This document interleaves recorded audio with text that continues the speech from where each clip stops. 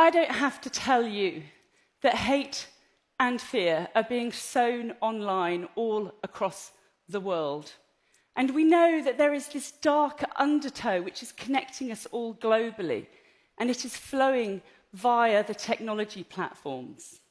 But we only see a tiny amount of what's going on the surface. And I only found out anything about this dark underbelly because I started looking into a company called Cambridge Analytica.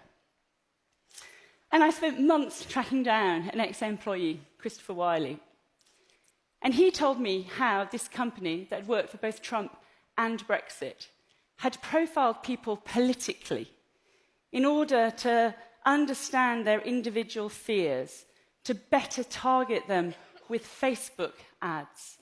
And it did this by illicitly harvesting the profiles of 87 million people from Facebook.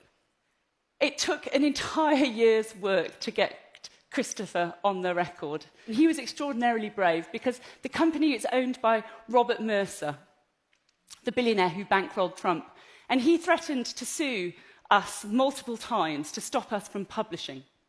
But we finally got there, and we were one day ahead of publication. We got another legal threat. Not from Cambridge Analytica this time, but from Facebook. It told us that if we published, they would sue us. We did it anyway.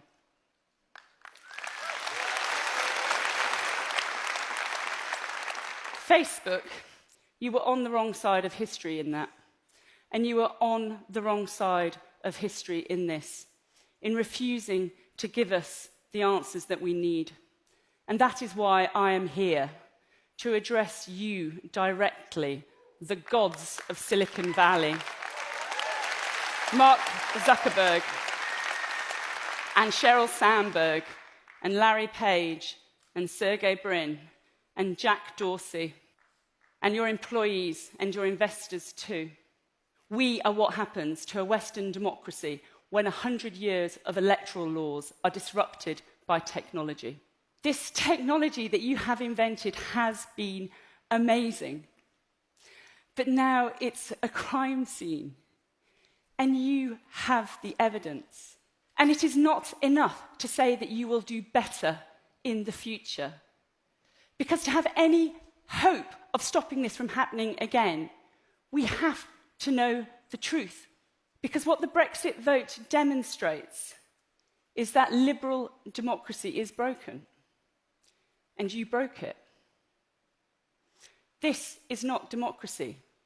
Spreading lies in darkness, paid for with illegal cash from God knows where. It's subversion, and you are accessories to it. And it is not about left or right, or leave or remain, or Trump or not. It's about whether it's actually possible to have a free and fair election ever again. Because as it stands, I don't think it is. And so my question to you is this what you want? Is this how you want history to remember you?